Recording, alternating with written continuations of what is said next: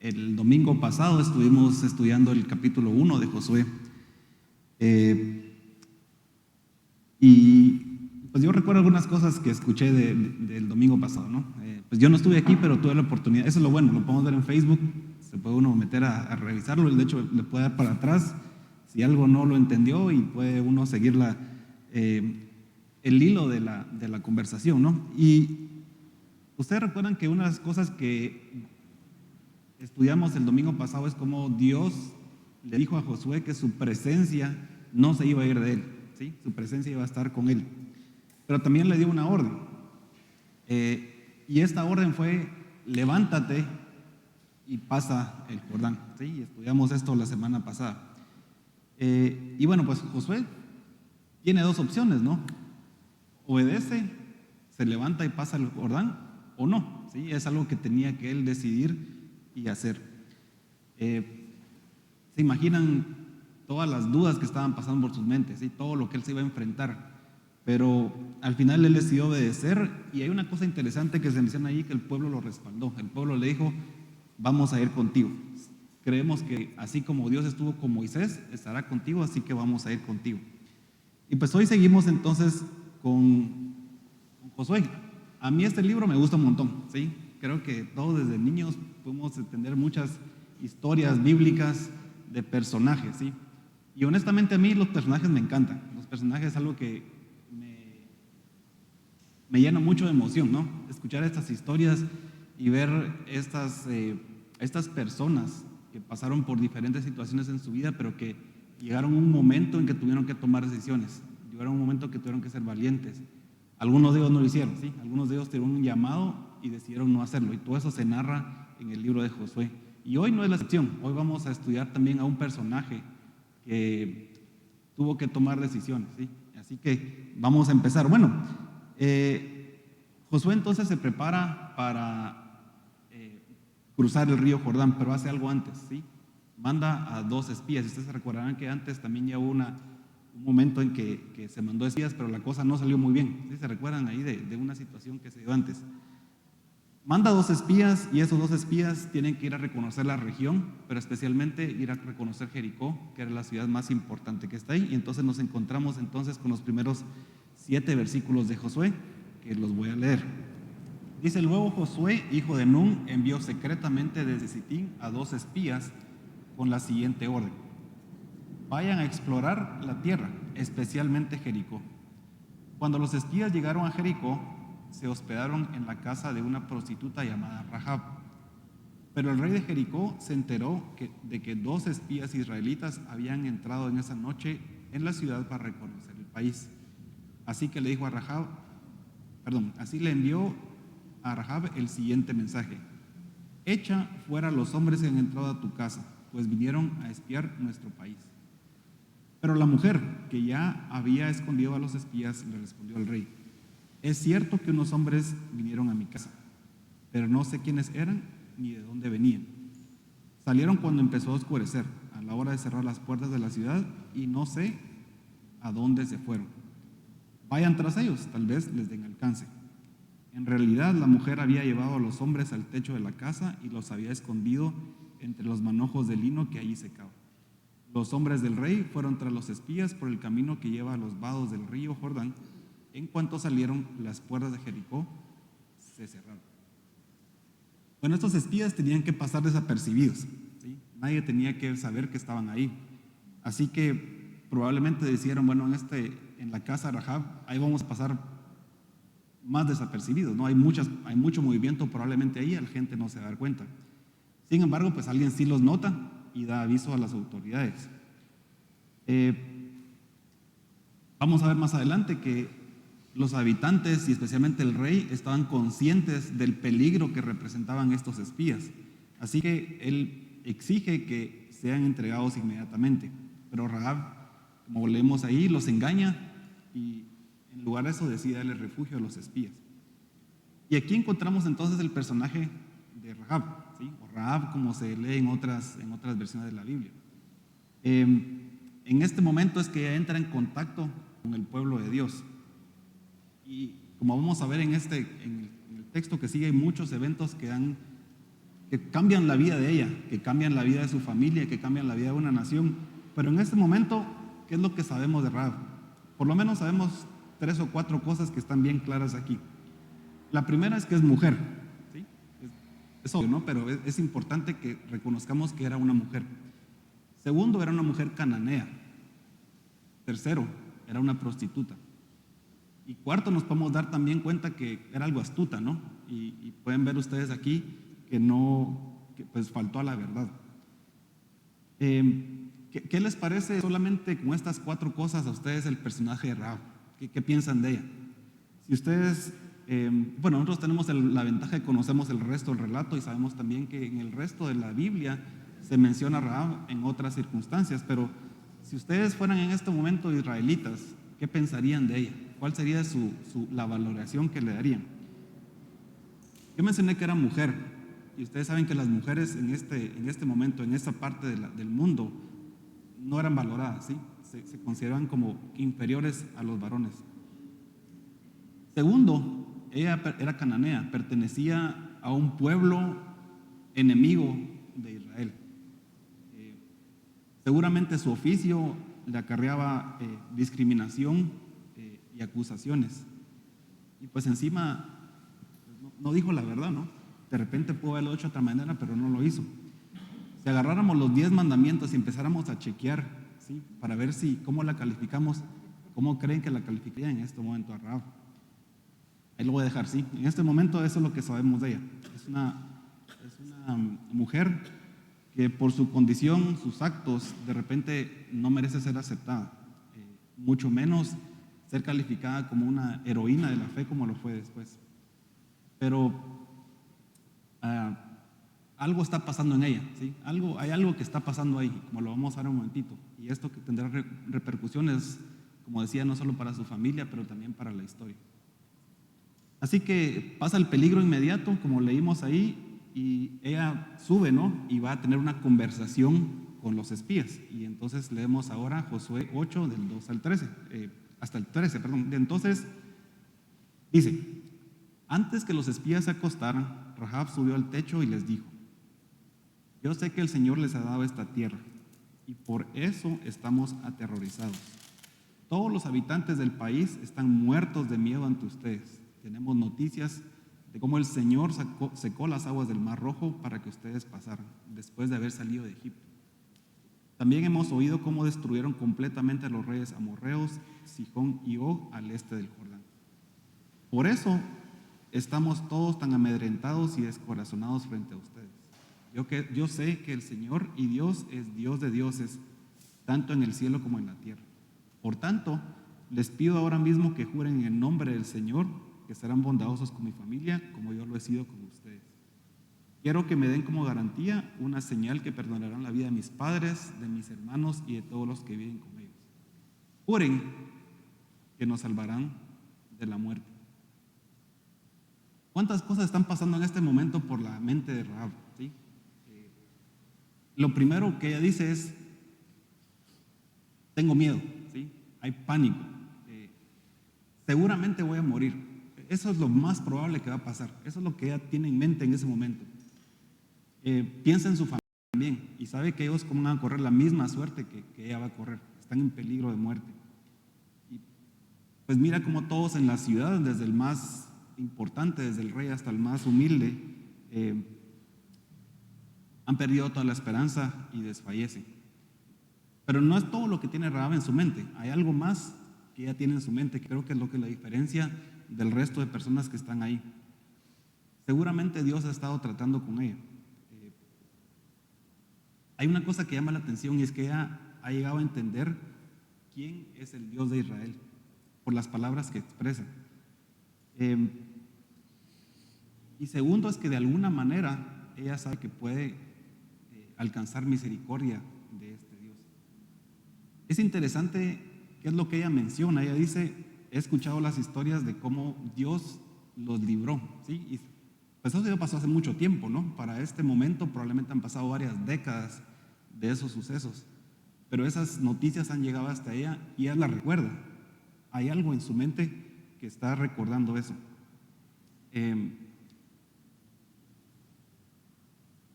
La otra cosa que me llama mucho la atención y que ustedes lo pueden ver aquí es que he llegado a la conclusión de que este Dios de Israel no es un Dios como existían muchos en ese momento, sino es el Dios.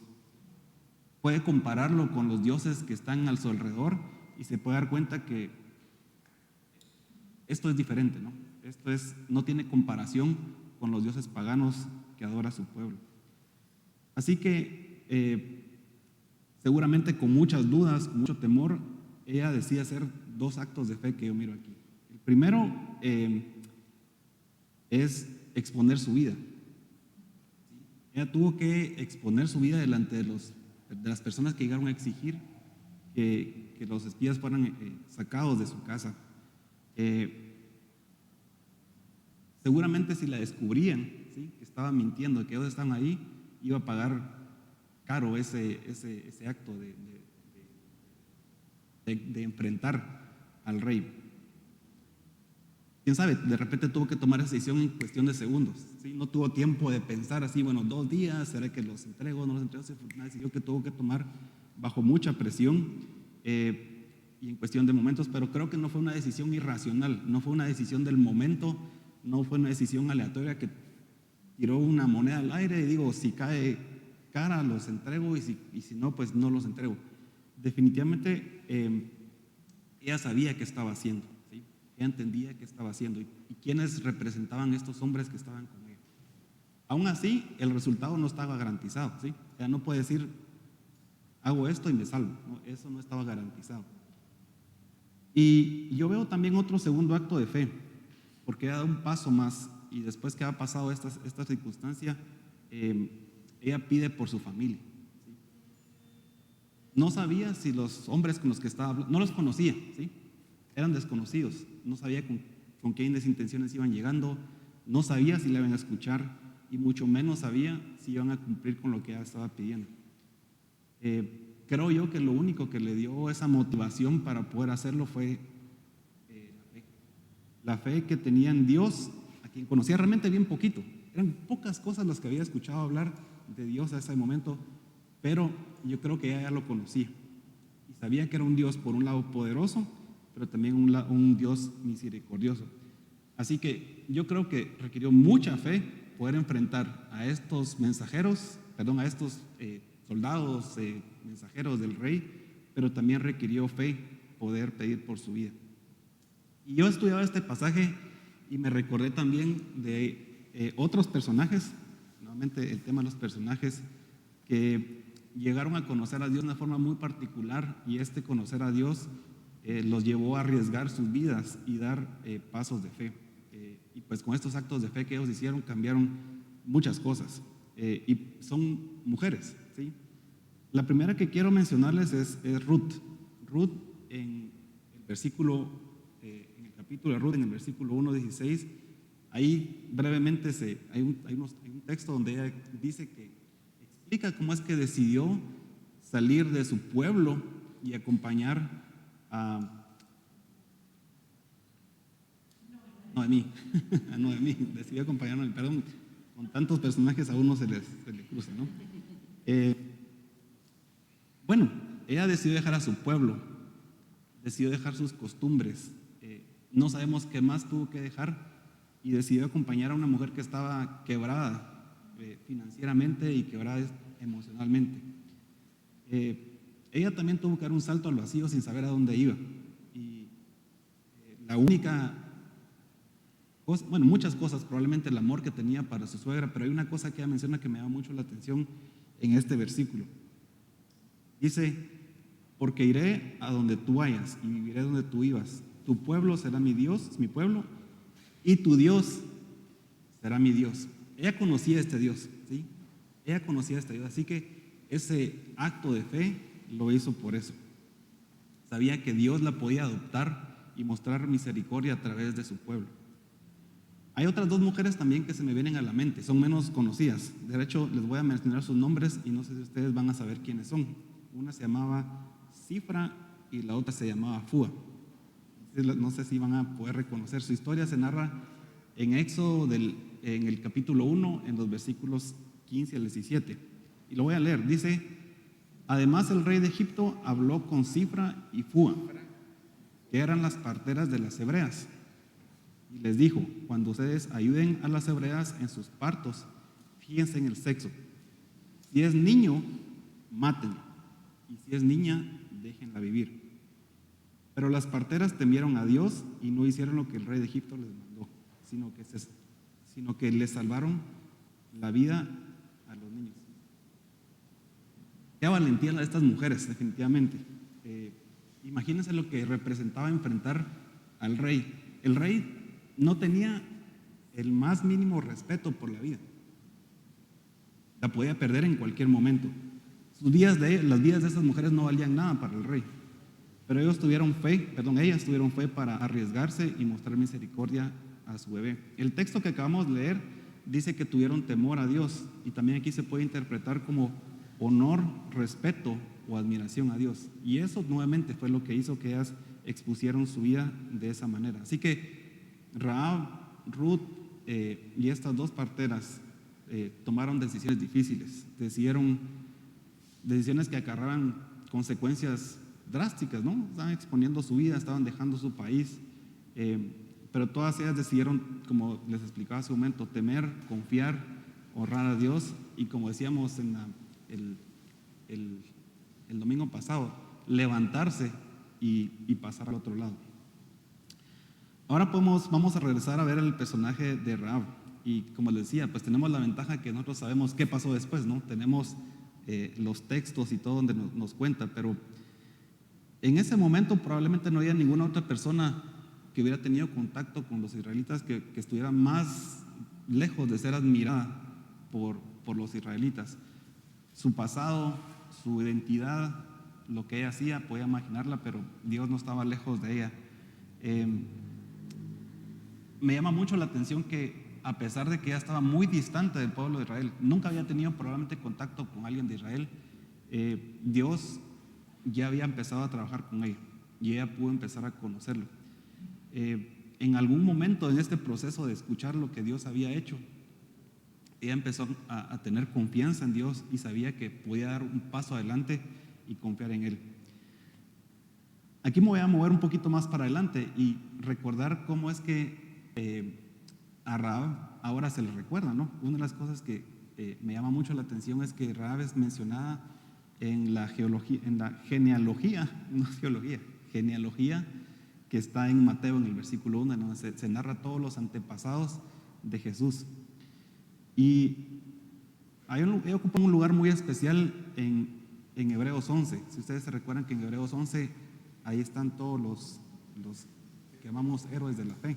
Dice Hebreos 11:31: por la fe la ramera Rahab no murió con los desobedientes, pues había recibido en paz a los espías.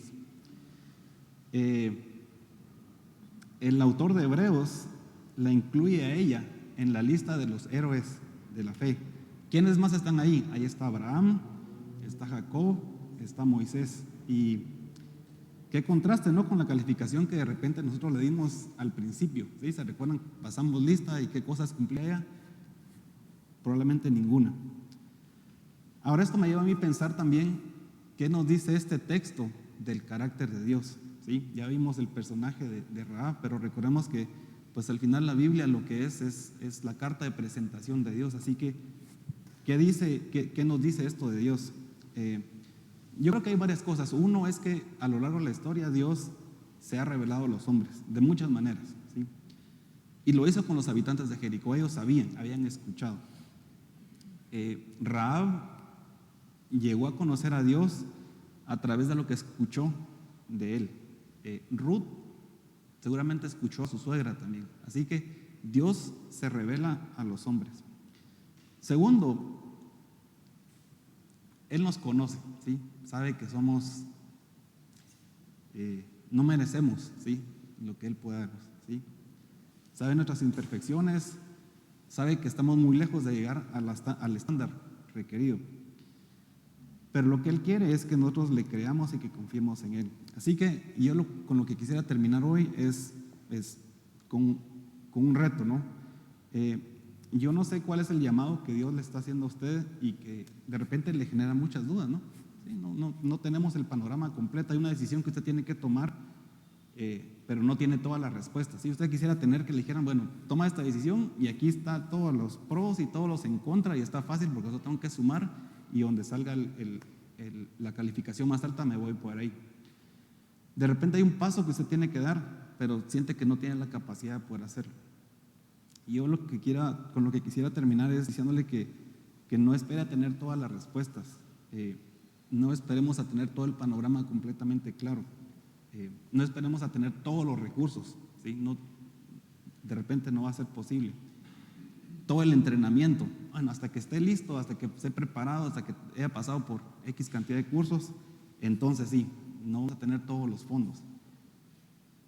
Creámosle a Dios y como escuchábamos de Howard la vez pasada es levántese y pase el Jordán, ¿no?